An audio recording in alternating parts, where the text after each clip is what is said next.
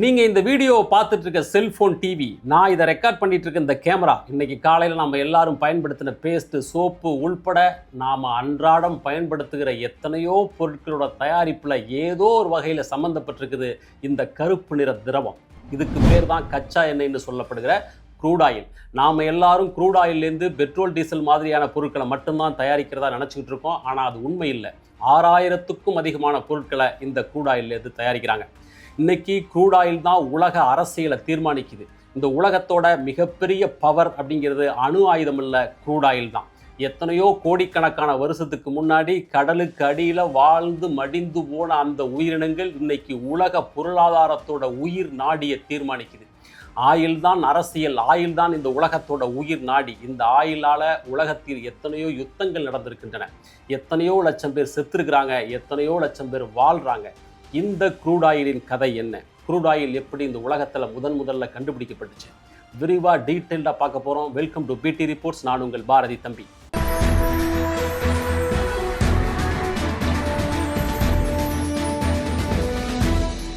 Crude oil அப்படிங்கிறது என்ன? இது பூமிக்கு அடியில் கிடைக்கிற ஹைட்ரோ கார்பன் நிறைஞ்ச கருப்பு கலரும் மஞ்சள் கலர் லேசாவும் கலந்த ஒரு திரவம். இது எப்படி முதல்ல உருவாயிருக்கு அப்படின்னு பார்த்தோம்னாக்க, பல கோடி வருஷத்துக்கு முன்னாடி கடலுக்கு அடியில் வாழ்ந்து மடிஞ்ச கடல்வாழ் உயிரினங்கள், தாவரங்கள் இதெல்லாம் பூமிக்கு அடியில் புதஞ்சு போய் மக்கி போய் அதிலிருந்து உருவான ஃபாசில் ஃபியூவல், அதுதான் க்ரூட் ஆயில். அதை நாம் வெளியில் எடுத்து அதை ப்ராசஸ் பண்ணி ஆயில் ரிஃபைனரிஸ் மூலமாக பெட்ரோல், டீசல், கேஸ் இதையெல்லாம் தயாரிக்கிறோம். சரி, இதோட ஹிஸ்ட்ரி என்ன அப்படின்னு கொஞ்சம் ரீவிசிட் பண்ணி பார்த்தோம்னாக்க, க்ரூட் ஆயிலோட ஹிஸ்ட்ரி இப்போ ஏதோ 200-300 வருஷத்துக்கு முன்னாடி உருவானது அப்படி இல்லை. அதுக்கு 3000-4000 வருஷத்துக்கு முன்னாடியே அதன் வரலாறு தொடங்குது. அதை லைட்டாக பார்த்துட்டு நவீன கால க்ரூட் ஆயில் ஹிஸ்ட்ரிக்கு அதுக்கு பிறகு வருவோம். பொதுவாக க்ரூட் ஆயில் பூமிக்கு அடியில் கிடைக்கும் அப்படின்னாலும் கூட சில இடங்களில் பூமியோட மேற்பரப்புல கூட க்ரூட் ஆயில் கசிஞ்சு வரும். அதனால தான் 3000-4000 வருஷத்துக்கு முன்னாடியே அதை யூஸ் பண்ணியிருக்கிறாங்க. 4000 வருஷத்துக்கு முன்னாடி பாபிலோன் நகரத்தில், அதாவது இன்னைக்கு இருக்கிற ஈராக் நாட்டில் வீடுகள் கட்டும்போது அந்த கற்கள் ஒன்றோட ஒன்று நல்லா ஸ்ட்ராங்காக பிடிச்சிக்கிறதுக்காக பிட்டுமண் அப்படின்னு ஒரு பிசினை பயன்படுத்தியிருக்காங்க. பிட்டுமண் அப்படிங்கிறது வேற ஒன்றும் இல்லை, க்ரூட் ஆயிலோட பைப் ப்ராடக்ட்களில் ஒன்றான தார், ரோடு போட பயன்படுத்துகிறோம்ல தார், அதை அப்போ பாபிலோன் காலத்தில் பயன்படுத்தியிருக்காங்க. அதுக்கு பிறகு எகிப்தில் இருக்கிற பிரமிடில் மம்மிகளை பதப்படுத்துகிற ப்ராசஸில் இந்த பிட்டுமனை பயன்படுத்தியிருக்கிறாங்க. லேட்ரான் ஸ்டேஜில் கிபி 347 வருஷத்தில் சைனாவில் மூங்கில பயன்படுத்தி 800 அடிக்கு பூமியில் தொலை போட்டு கீழிருந்து க்ரூட் ஆயிலையும் கேஸையும் எடுத்துருக்குறாங்க. சொல்லப்போனால் உலகத்தோட முதல் ஆயில் கிணறு இப்படி சைனாவில் அமைச்சது தான் கிபி 347. ஜப்பானில் 7வது நூற்றாண்டில் கடலுக்கு மேலே கேஸ் வெளிப்பட்டு எரியறத வரலாற்று ரீதியாக பதிவு பண்ணியிருக்கிறாங்க. அதுக்கு பிறகு 9வது நூற்றாண்டில் அஜர்பைசானில் க்ரூட் ஆயில் தண்ணீர் போல தரையில் பெருக்கெடுத்து ஓடுனுச்சு அப்படின்னு வரலாற்று குறிப்புகள் இருக்குது. பின்னாடி 12வது நூற்றாண்டில் மார்கோ போலோ உலகத்தை சுற்றி வந்தப்போ காஸ்பியன் கடலை ஒட்டுன பல பகுதிகளில் க்ரூட் ஆயிலை மக்கள் பயன்படுத்துகிறத பதிவு பண்ணியிருக்கிறாரு. யுத்தங்களில் ஒரு ஆயுதமாக க்ரூட் ஆயிலை பயன்படுத்தியிருக்கிறாங்க. பலவிதமான நோய்களுக்கு மருந்தாக பயன்படுத்தியிருக்கிறாங்க. குறிப்பாக அமெரிக்க செவ்விந்தியர்கள் பூமிக்கு மேலே கசிஞ்சு வர்ற இந்த க்ரூட் ஆயிலை எடுத்து தோல் நோய்கள், வெட்டுக்காயம் இதுக்கெல்லாம் பயன்படுத்தியிருக்கிறாங்க. சொல்லப்போனால் அந்த க்ரூட் ஆயில் எடுத்து ராக் ஆயில் அப்படின்னு ஒரு பாட்டிலில் அடைச்சி மருந்தாவே வியாபாரம் பண்ணியிருக்கிறாங்க 1800கள் வரையிலும். சரி, நவீன கால க்ரூட் ஆயிலோட வரலாறு எங்கே தொடங்குது அப்படின்னு பார்த்தோம்னா, அது மனிதன் இருட்டை விரட்டுவதற்கு என்ன பண்ணலாம் அப்படின்னு யோசிக்கும்போது தான் அந்த வரலாறு தொடங்குது. ஒரு 200-300 வருஷத்துக்கு முன்னாடி உலகத்தில் இருக்கிற மனுஷனோட மிகப்பெரிய சாகசம் என்னவாக இருந்திருக்கும்? எப்படியாவது இந்த இருட்டை விரட்டி அடிக்கணும். இன்றைக்கி நம்ம மின்சாரம் பயன்படுத்துகிறோம் எல்லாத்துக்கும், அதனால் அதை கற்பனை பண்ணி பார்க்குறதுக்கு கஷ்டமாக இருக்குது. ஆனால் அன்றைய காலகட்டத்தில் உலகமே இருட்டாக இருந்துச்சு.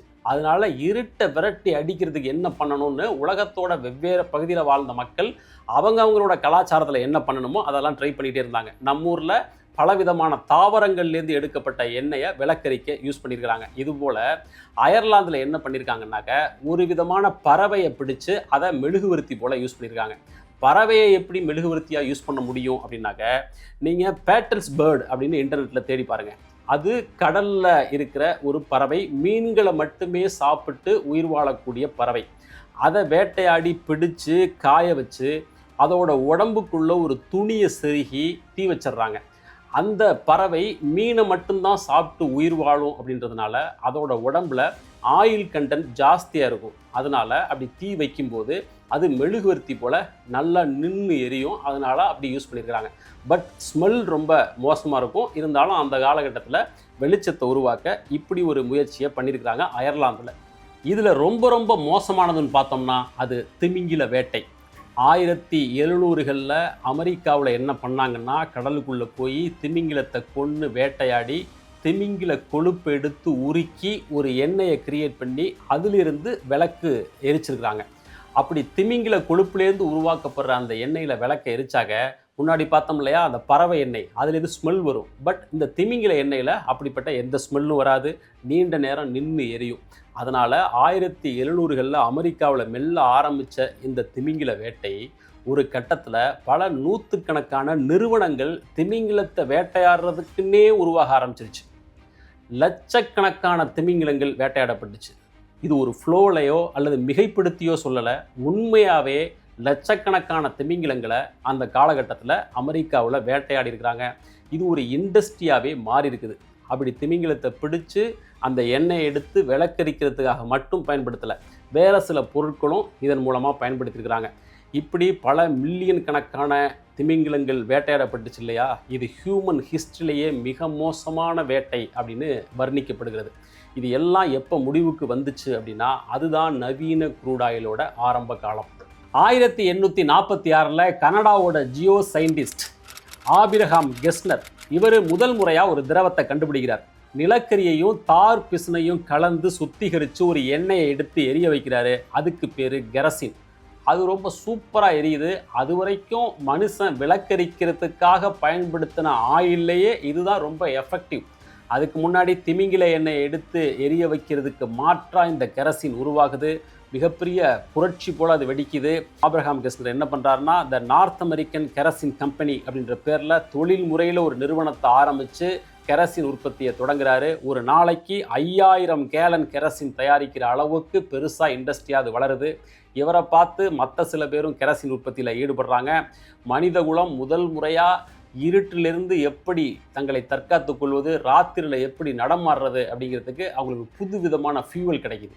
இந்த கெரசின் கண்டுபிடிப்பு பெட்ரோலியம் இண்டஸ்ட்ரிக்கு பல வகையில் முன்னோடியாக இருக்குது. ஏன்னா அவர் பூமியோட மேற்பரப்பில் கசிஞ்ச அந்த குரூட் ஆயிலை எடுத்து அது கூட தாரை கலந்து அதில் தான் அந்த கெரசின் உற்பத்தி பண்ணியிருக்காரு இல்லையா. ஸோ க்ரூட் ஆயிலுங்கிறது ஃப்ளேமபிள் அப்படிங்கிறது தெரிய வருது. அப்போ இருந்த விஞ்ஞானிகள் தீவிரமாக க்ரூட் ஆயிலை தேடி அலைய ஆரம்பிக்கிறாங்க. அப்படி 1858 மேற்கு பென்சில்வேனியாவில் இருக்கிற ஒரு சில இடங்களில் தொடர்ந்து பூமியோட மேற்பரப்பில் இந்த க்ரூட் ஆயில் கசிஞ்சு வருது. அதில் வர்ற ஸ்மெல் காரணமாக மக்கள் அந்த இடத்துக்கே போகிறதுக்கு அஞ்சி ஒதுங்கி நிற்கிறாங்க.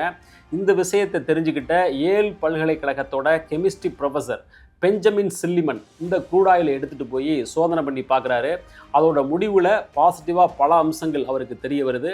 இந்த க்ரூட் ஆயிலை பயன்படுத்தி மதிப்புமிக்க பல பொருட்களை உருவாக்க முடியும் அப்படிங்கிறத கண்டுபிடிக்கிறார். இந்த தகவல் அந்த நேரத்தில் அங்கே இருந்த ஒரு பிஸ்னஸ்மேன் ஜேம்ஸ் டவுன்சென்ட் அப்படின்னு அவருக்கு பேர். அவர் ஒரு பேங்கர். அவருக்கு இந்த விஷயம் தெரியுது. அவர் இதில் இருக்கிற பிஸ்னஸை கணக்கு போடுறார். அவரால் தேடி கண்டுபிடிக்க முடியாது பெட்ரோலியம் ப்ராடக்ட் எங்கே இருக்குன்னு. அதனால் அதுக்கு பொருத்தமான நபர் யார் அப்படின்னு தேடுறார். அப்போது அவர் கண்ணில் சிக்கிறவர் தான் எட்வின் ட்ரேக் அப்படின்ற ஒரு ரயில்வே லைன் அமைக்கிற கான்ட்ராக்டர். அவர் கூட போய் ஒரு டீல் பேசி அவருக்கு கொஞ்சம் பணத்தை கொடுத்து, நீ போய் பெட்ரோலியம் ப்ராடக்ட் எங்கே இருக்குது, க்ரூட் ஆயில் எங்கே இருக்குன்னு தேடி கண்டுபிடி அப்படின்னு அனுப்பி வைக்கிறார். அந்த எட்வின் ட்ரேக்கும் இந்த வங்கி அதிகாரியும் சேர்ந்து ஒரு ஆயில் நிறுவனத்தை உருவாக்குறாங்க. அதுக்கு பேர் தான் பென்சில்வேனியா ராக் ஆயில் கம்பெனி. இதுதான் ஆயிலை அடிப்படையாக கொண்டு உருவாக்கப்பட்ட முதல் கம்பெனி. முதல்ல வந்தது கெரசின் கம்பெனி. இது பெட்ரோலியம் ப்ராடக்டை அடிப்படையாக கொண்டு உருவாக்கப்பட்ட கம்பெனி. இன்னும் பெட்ரோலியம் கண்டுபிடிக்கல. இருந்தாலும் கண்டுபிடிச்ச பிறகு யாருக்கு எவ்வளவு ஷேர் அப்படின்னு முடிவு பண்ணுறதுக்காக முன்கூட்டி ஆரம்பித்த கம்பெனி இது.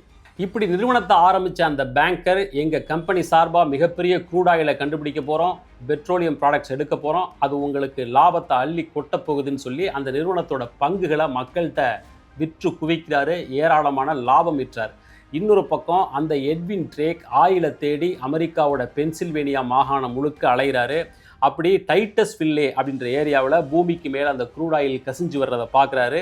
அங்கே தோண்டுனா க்ரூட் ஆயில் ரிசர்வ் இருக்கிறத கண்டுபிடிக்க முடியும் அப்படின்னு எட்வின் ட்ரேக்கு தோணுது. பெரிய பொருட்செலவோட ஆட்களை கொண்டு அந்த கிணறை தோண்ட ஆரம்பிக்கிறாரு. தோண்ட தோண்ட தண்ணீராக வருது. மக்கள் எல்லாம் அவரை பைத்தியக்காரன் அப்படின்னு சொல்கிறாங்க. கிணறு தோண்டி எடுக்கிறதுக்கு அது என்ன தண்ணீரா, க்ரூட் ஆயில்னு சொல்கிற, அதை எடுக்கிறதுக்கு இவ்வளவு பொருட்செலவில் இவ்வளவு மேன் பவரோட அதை பண்ணணுமா, நீ ஒரு பைத்தியக்காரன் அப்படின்னு அவரை எல்லாரும் கிண்டல் பண்ணுறாங்க. அதை எதையும் கணக்கில் எடுத்துக்காமல் அவர் தொடர்ந்து அந்த கிணறு தோன்ற பணியில் ஈடுபடுறாரு. ஃபைனலி 1859 வருஷம் ஆகஸ்ட் 27 சனிக்கிழமை இன்னைக்கு 69 அடியில் அந்த க்ரூட் ஆயிலை எட்வின் ட்ரே கண்டுபிடிக்கிறாரு. நவீன காலத்தோட முதல் எண்ணெய் கிணறு அங்கு தோண்டப்படுகிறது. அங்கே இருக்கிற க்ரூட் ஆயிலை எடுத்து மர உருளைகள், பீப்பாய் மாதிரி இருக்கிற மர உருளைகளில் அடைச்சி வைக்கிறாரு எட்வின் ட்ரேக். அந்த காலகட்டத்தில் அந்த மர உருளைக்கு பேரல் அப்படின்னு அந்த ஊரில் பேர். இப்போ வரைக்கும் அதை நம்ம பெட்ரோல், டீசல், க்ரூட் ஆயில் எல்லாத்தையும் பேரலில் தான் கணக்கு பண்ணுறோம். ஒரு பேரல் அப்படிங்கிறது 159 லிட்டர். அப்போ அவர் உருவாக்கின கலாச்சாரம் இப்போ வரைக்கும் நம்ம அதை ஃபாலோ பண்ணிக்கிட்டே இருக்கிறோம்.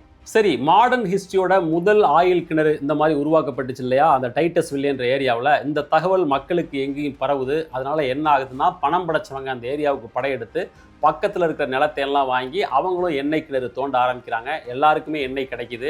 அந்த ஏரியாவே ரொம்ப குறுகிய காலத்தில் ஆயில் சிட்டி அப்படின்னு அழைக்கப்படுற அளவுக்கு எக்கச்சக்கமான க்ரூட் ஆயில் எண்ணெய் வளம். முதல் வருஷம் 4500 பேரல் ஆயில் உற்பத்தி பண்ணுறாங்க. ஆனால் அடுத்த 4வது வருஷத்தில் 30 லட்சம் பேரல், 4 வருஷத்தில் முதல்ல 4500 பேரல், 4 வருஷத்தில் 30 லட்சம் பேரல் உற்பத்தி. அந்த அளவுக்கு க்ரூட் ஆயிலோட டிமாண்ட் இருந்திருக்குது. அந்த அளவுக்கு அது கிடைக்கவும் செஞ்சுருக்குது. இதனால் பென்சில்வேனியா மாகாணத்தில் எண்ணெய் கிடைக்குது அப்படின்னு தெரிஞ்சதும் அப்படியே பக்கத்தில் இருக்கிற அடுத்தடுத்த மாகாணங்களை நோக்கி அங்கேயும் எண்ணெய் வளம் இருக்கா அப்படின்னு தேட ஆரம்பிக்கிறாங்க. கலிஃபோர்னியா, டெக்சாஸ்னு சொல்லி அடுத்தடுத்த மாகாணங்களுக்கு பரவி அமெரிக்காவோட எண்ணெய் வளம் பல்கி பெருகுது. அது மூலமாக அமெரிக்கா ஒரு புதிய பொருளாதார சந்தை அதுக்கு ஓப்பன் ஆகுது. சரி, வளைகுடா நாடுகளில் எப்போ இந்த எண்ணெய் வளத்தை கண்டுபிடிச்சாங்க அப்படின்னு பார்த்தோம்னா, அமெரிக்காவில் அந்த ஆயில் ரிசர்வை கண்டுபிடிச்ச பிறகு உலகத்தில் இருக்கிற மற்ற எல்லா நாடுகளும் அவங்க நாட்டிலையும் இந்த மாதிரியான எண்ணெய் வளம் இருக்கா அப்படின்னு கண்டுபிடிக்கிறதுக்கான வேலைகளில் ஈடுபட்டாங்க. அப்போது இங்கிலாந்து என்ன பண்ணுச்சு, அவங்க நாட்டில் அப்போ இருந்த பிஸ்னஸ்மேன் வில்லியம் நாக்ஸ் டாசி அப்படின்னு ஒருத்தர், அவர்கிட்ட நீங்கள் ஈரானில் போய் எண்ணெய் வளம் இருக்கான்னு கண்டுபிடிங்க அப்படின்னு சொல்லி அவரை அனுப்பி வச்சது. அவர் சயின்டிஸ்ட்டுகள் உதவியோடு அங்கே போய் ஒரு 7-8 வருஷம் தேடி அலைஞ்சு ஈரானோட முதல் எண்ணெய் கிணறை கண்டுபிடிச்சார் 1908. வளைகுடா நாடுகளில் கண்டுபிடிக்கப்பட்ட முதல் எண்ணெய் வளம் அதுதான். அப்படி கண்டுபிடிச்சப்பட்ட பிறகு அதுலேருந்து எடுக்கிற எண்ணெயை வியாபாரம் பண்ணுறதுக்காக ஆங்கிலோ பெர்ஷியன் ஆயில் கம்பெனி அப்படின்னு ஒரு கம்பெனி உருவாக்குனாங்க. அதோட பெரும்பகுதி ஷேர்ஸ் இங்கிலாந்துக்கு போகிற மாதிரி அந்த அக்ரிமெண்ட்டை போட்டாங்க. அது ஈரான் நாட்டுக்குள்ள ஒரு கொந்தளிப்பான கோபத்தை உருவாக்கி அது தொடர்பான மக்கள் போராட்டங்கள்லாம் வெடிச்சு அப்புறம் 1951 ஈரான் நாடு தன்னுடைய மொத்த எண்ணெய் வளத்தையும் தேசியமயமாக்குனுச்சு. ஈரானுக்கு பிறகு மற்ற வளைகுடா நாடுகளும் தங்கள் நாட்டிலேயும் ஆயில் ரிசர்வ் இருக்கா அப்படின்னு கண்டுபிடிக்கிறதுக்கான வேலைகளில் ரொம்ப தீவிரமாக இறங்கினாங்க. அப்படி 1938 அமெரிக்காவை சேர்ந்த கம்பெனியான அமெரிக்கன் ரேடியன் ஆயில் கம்பெனி, சுருக்கமாக அராம்கோ அப்படின்ற சொல்கிற அந்த கம்பெனி 1938 சவுதிக்கு வருது.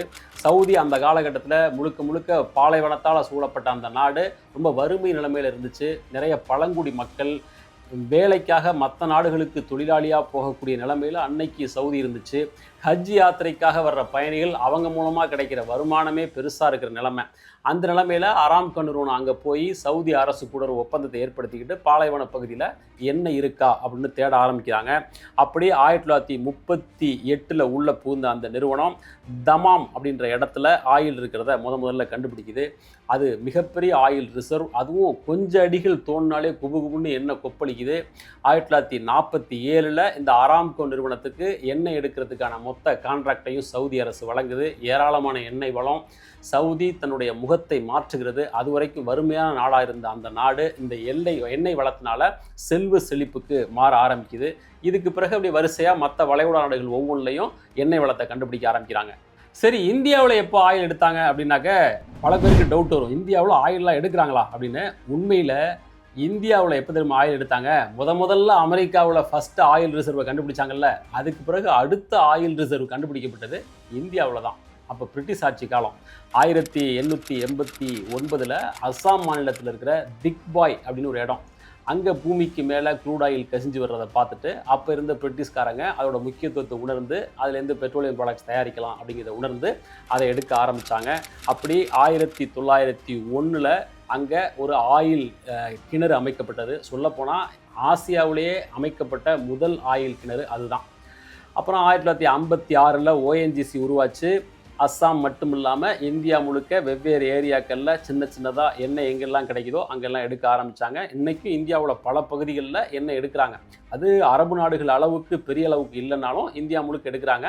இருந்தாலும் இந்தியான்ற பிரம்மாண்டமான நாட்டுக்கு இங்கே எடுக்கிறது பத்தலைன்றதுனால தான் மற்ற நாடுகள்லேருந்து நம்ம இறக்குமதி பண்ணுறோம். இப்படி எல்லா நாடுகளும் க்ரூட் ஆயில் உற்பத்தியை அதிகரிக்க ஆரம்பிக்க ஒட்டுமொத்த உலகமும் க்ரூட் ஆயில் அதோட பை ப்ராடக்ட்ஸ் இதை நம்பி இயங்க ஆரம்பிக்குது. உலகத்தோட தொழில் வளர்ச்சி அபரிமிதமாக அதிகரிக்க ஆரம்பிக்குது. இப்படி ஒட்டுமொத்த உலகமும் க்ரூட் ஆயிலை நம்பி இயங்க ஆரம்பிக்கிறத எந்த நாடுமே புரிஞ்சுக்கல.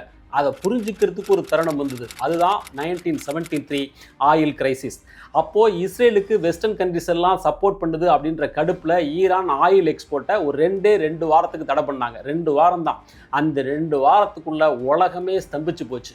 முதல் முறையாக உலகத்தோட அத்தனை நாடுகளும் ஒட்டுமொத்த உலக பொருளாதாரமும் எண்ணெயை நம்பி மட்டும்தான் இயங்குது அப்படின்ற உண்மையை தெளிவாக புரிஞ்சுக்கிட்டாங்க. அப்புறம் 1979 நடந்த ஈரான் உள்நாட்டு யுத்தம், அதன் மூலமாக உலகம் முழுக்க ஏற்பட்ட ஆயில் தட்டுப்பாடு. அதுக்கு பிறகு ஈராக் யுத்தம் 8 வருஷ காலம் தொடர்ந்து நடந்த அந்த யுத்தம் காரணமாக உலகம் முழுக்க ஆயில் தட்டுப்பாடு நிலவி மிகப்பெரிய கிரைசிஸ் ஏற்பட்டுச்சு. ஒரு பேரல் க்ரூட் ஆயிலோட விலை $32 வரைக்கும் போச்சு. இப்படி காலந்தோறும் அந்த கருப்பு தங்கம் தன்னுடைய முக்கியத்துவத்தை உலக நாடுகளுக்கு புரிய வச்சுக்கிட்டே இருக்குது. 2020 கொரோனா காலத்தில் இது அப்படியே ரிவர்ஸில் போச்சு. என்ன ஆச்சுனாக்க, அப்போ உலகம் முழுக்க மூடி கிடந்துச்சு. எந்த வண்டி வாகனமும் ஓடலை, எந்த இண்டஸ்ட்ரியும் இயங்கலை. அதனால் க்ரூட் ஆயில் உற்பத்தி தடைப்பட்டுச்சு, நிறுத்தி வச்சாங்க. உற்பத்தி பண்ண க்ரூட் ஆயிலை வெளியில் எடுத்துகிட்டு போக வழி இல்லை. அதனால் மனிதகுல வரலாற்றிலேயே, அதாவது இந்த ஆயில் வரலாற்றிலேயே முதல் முறையாக ஒரு பேரல் க்ரூட் ஆயிலோட விலை -$37 அப்படின்ற அளவுக்கு போச்சு. அதாவது ஒரு பேரல் க்ரூட் ஆயில் அவங்கள்ட்ட வாங்கினாக்க க்ரூட் ஆயிலையும் கொடுத்து கையில் $37 கொடுப்பாங்க. அந்த அளவுக்கு கீழே போச்சு. எப்படியாவது எடுத்துகிட்டு போயிருங்க அப்படின்ற டைப்பில். பின்னாடி கொரோனா சரியாகி உலகம் மீண்டெழுந்து வந்தப்போ எல்லாத்தையும் விட முதல்ல மீண்டெழுந்து வந்த துறை இந்த க்ரூட் ஆயில் தான். க்ரூட் ஆயில்ங்கிறது பெட்ரோல் டீசல் மட்டும் இல்லை, அதிலிருந்து 6000க்கும் அதிகமான பை ப்ராடக்ட்ஸ் தயாரிக்கிறாங்க அப்படின்னு நம்ம பார்த்தோம். ரோடு போடுறதுக்கான தார், எல்பிஜி கேஸு, பிளாஸ்டிக், எத்தனையோ வகையான உரம், ஷாம்பு, நைலான் துணி, பாலியஸ்டர் துணி, வாகனங்களுக்கான lubricants, grease, brake oil, tyre தயாரிக்கிறதுக்கான சிந்தட்டிக் ரப்பர், இப்படி எத்தனையோ ப்ராடக்ட்ஸ். இது எல்லாத்துக்கும் மூலமாக இருக்கிறது க்ரூட் ஆயில் தான். இப்படி இந்த உலகமே க்ரூட் ஆயிலை சுற்றி தான் இயங்கிட்டு இருக்கு. ஒரு நாளைக்கு உலகம் முழுக்க தயாரிக்கப்படுகிற க்ரூட் ஆயிலோட அளவு எவ்வளோ தெரியுமா? 100 மில்லியன் பேரல். அந்த அளவுக்கு அதிகம். அதே நேரம் க்ரூட் ஆயில் உற்பத்தியினால் ஏற்பட்டிருக்கிற சுற்றுச்சூழல் பாதிப்பு, கடல்வாழ் உயிரினங்களுக்கு இது மூலமாக ஏற்படுற பாதிப்பு, இதெல்லாம் இதோடைய எதிர்மறையான அம்சம். இன்னொரு பக்கம் க்ரூட் ஆயிலோட ரிசர்வ் தொடர்ந்து குறைஞ்சிக்கிட்டே போகுது. இன்னொரு 50 வருஷம் கூட தாங்காது அப்படின்னு சொல்கிறாங்க. அதனால தான் மின்சார வாகனம், காற்றாலை மின்சாரம், சூரிய ஒளி மின்சாரம்னு சொல்லி ரெனியூபிள் எனர்ஜி பக்கம் திரும்பி உலக நாடுகள் முழுக்க அந்த பக்கம் ஓடிட்டுருக்கு. பட் என்னதான் மாற்று எரிசக்திகள் நோக்கி மனித சமூகம் நகர்ந்தாலும் கூட இந்த பெட்ரோலியம் பை ப்ராடக்ட்ஸ் இருக்கு இல்லையா, 6000க்கும் அதிகமான பொருட்கள், அதுக்கு நம்மள்கிட்ட எந்த மாற்றும் கிடையாது. க்ரூட் ஆயிலை நம்பி தான் இந்த மனித சமூகம் இயங்க முடியும் அப்படின்ற நிலைமைக்கு நாம் எத்தனையோ ஆண்டுகள் ஆகுது. அதனால் கண்ணு கெட்டிய தூரம் வரையிலும் க்ரூட் ஆயில் தான் இந்த உலகத்தின் ராஜா.